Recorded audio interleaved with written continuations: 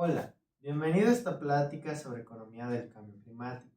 Yo soy Armando Magaña y en este espacio te propongo explorar juntos los principales problemas ambientales que amenazan al mundo tal y como lo conocemos hoy.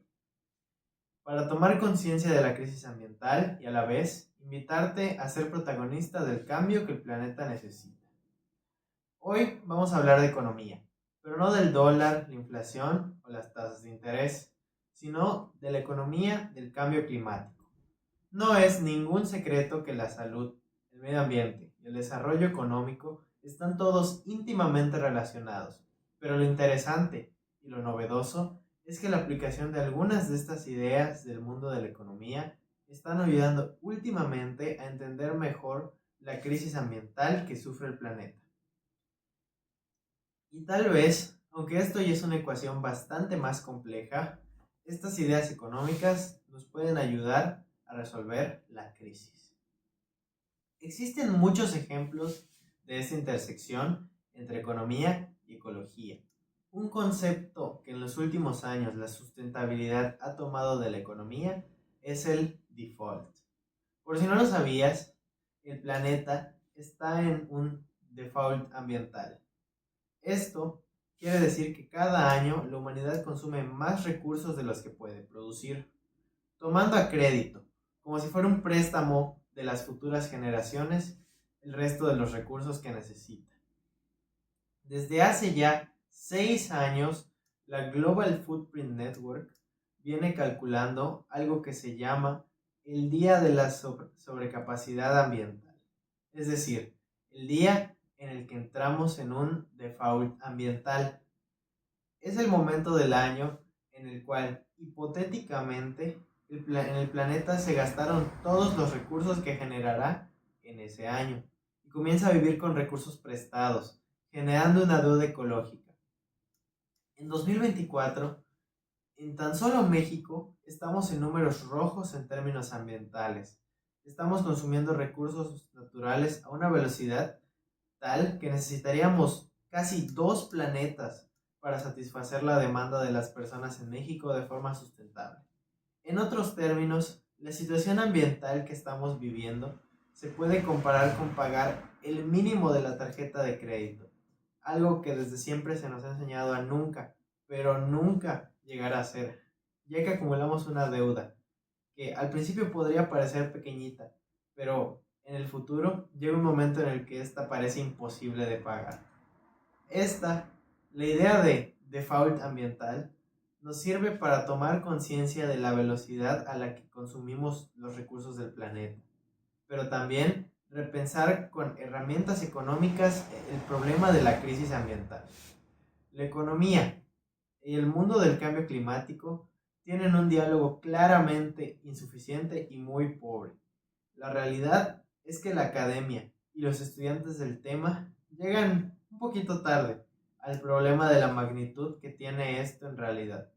Pasa con todas las disciplinas académicas que tienen como dinámica bastante lenta en relación a la velocidad de cambio que estamos viviendo. La buena noticia es que para saldar esta deuda, de poco a poco los economistas están empezando a poner sus focos en el problema del cambio climático, porque este no solo es un problema social y ético, el cambio climático es también un problema económico a resolver. El planeta tiene un recurso común que todos usamos todos los días, este siendo la atmósfera. Cada uno de nosotros genera todos los días pequeñas emisiones de efecto invernadero que dañan la atmósfera. Esto con el tiempo crea una enorme huella ambiental que de forma directa o indirecta afecta al planeta y no siempre está bien medida. A veces incluso ni siquiera nos damos cuenta que estamos generando un gran problema con esto, y es que la huella ambiental es muy desigual, exageradamente desigual. No todos somos igual de responsables por el cambio climático. Si revisas los datos del Banco Interamericano para el Desarrollo, una persona en el 1% más rico de la población mundial genera 175 veces más carbono que una en el 10% inferior. Las personas que tienen mayores ingresos tienen huellas de carbono muchísimo más grandes. Aquí entra en juego un concepto que los economistas llaman externalidad. Una externalidad negativa es una situación en la cual parte del costo de algo que compramos, un viaje que hacemos, la actividad de una empresa y hasta la visita a un país, no se ve reflejado en el precio del mercado, pero aún así es pagado por alguien más en algún lugar. Alguien se hace cargo muchas veces de este costo ambiental o simplemente lo sufre y padece en su comunidad. No hay que ser economista para darse cuenta que aquí hay un conflicto muy grave. Lo que sucede es que se da un efecto polizón, en inglés también llamado free riding, que básicamente explica cómo nosotros no somos conscientes de los daños que generamos al medio ambiente con nuestras prácticas. Entonces buscamos y queremos que de la misma manera que pasa, otras personas tomen el cargo y paguen los costos para la solución de estos problemas. Entonces, queremos hacer de polizones, es decir, queremos andar por el planeta gratis, pensando, alguien más va a pagar la deuda por mí. Queremos que se resuelva el problema, pero ninguna de las partes involucradas hace algo en concreto, y pensamos que al no ser nuestro problema, en su mayoría, la solución la tiene que buscar alguien más, porque de todas maneras el planeta es un recurso compartido. Para dimensionar el problema del polizón es necesario medirlo, y el precio de las emisiones de carbono es un método muy efectivo para hacerlo. Si tuviéramos que pagar un precio por las emisiones de carbono, lo pensaría dos veces. Otra herramienta para corregir todas estas externalidades de las que hablan los economistas son los impuestos.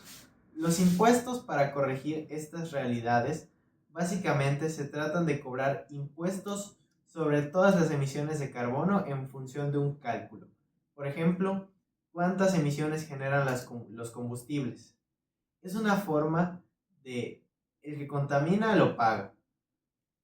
Algo que parece muy básico, pero en la práctica es tan ineficiente que yo veo lejos de que suceda. A este reclamo, algunos expertos lo llaman justicia climática. Una de las activistas más destacadas a nivel mundial que llevan la bandera de la justicia climática prácticamente pegada a su nombre es Mary Robinson, expresidenta de Irlanda. Ella escribió un muy recomendable libro sobre todo este tema y sobre su experiencia como máxima referente de las Naciones Unidas en materia del cambio climático, donde vio este problema de la justicia climática. Precisamente, la ONU viene denunciando esta desigualdad, cada vez con más fuerzas. En un reporte durísimo del año pasado, señala de alguna manera lo más perverso que se esconde en el asunto. Al final, los más pobres son los que terminarán más afectados por el problema del cambio climático. El informe dice que, mientras la gente más pobre es responsable de tan solo una pequeña fracción de las emisiones globales de carbono, sufrirá en un futuro el mayor golpe del cambio climático, ya que ellos tienen la menor capacidad de protección ante estas situaciones, así como los recursos. Para evitar el impacto del cambio climático y el reporte va más allá y advierte que el cambio climático amenaza con revertir los últimos 50 años de progresos en todo tipo de áreas, es decir, áreas de desarrollo de salud, reducción de la pobreza y otros logros alcanzados, porque no actuamos de inmediato para mitigar el cambio climático y evitar todos estos problemas, que además de ser socialmente inaceptables y de poner en riesgo nuestra propia existencia, además son una pésima noticia en términos económicos, porque suponen pérdidas millonarias a nivel mundial en su reparación.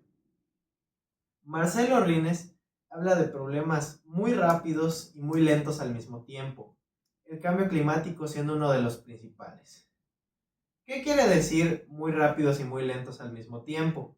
Digamos que son problemas lo suficientemente lentos como para generar incentivos y movimientos en la gente, sobre todo en materia política y políticas empresariales. Es decir, cualquier medida que tome hoy un gobierno en materia de cambio climático, probablemente no vea los frutos el mismo presidente o el parlamento o la misma autoridad, pero sí son lo suficientemente rápidos como para asegurar que en algún punto de nuestras vidas nos van a afectar. Así, vamos llegando al cierre de esta plática, donde exploramos algunas ideas de la economía del cambio climático. Aunque yo me quedo con una reflexión que me ha estado dando vueltas en la cabeza. ¿Qué pasaría si utilizáramos la misma eficiencia, creatividad y voluntad política que se utilizó para encontrar una vacuna del COVID-19 en tiempo récord a través del mundo?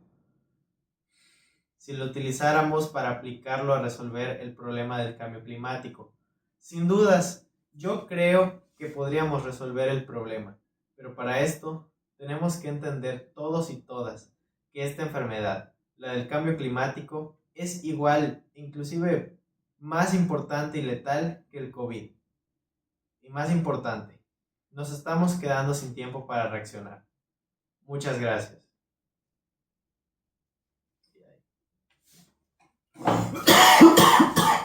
Estamos aguantándote toser.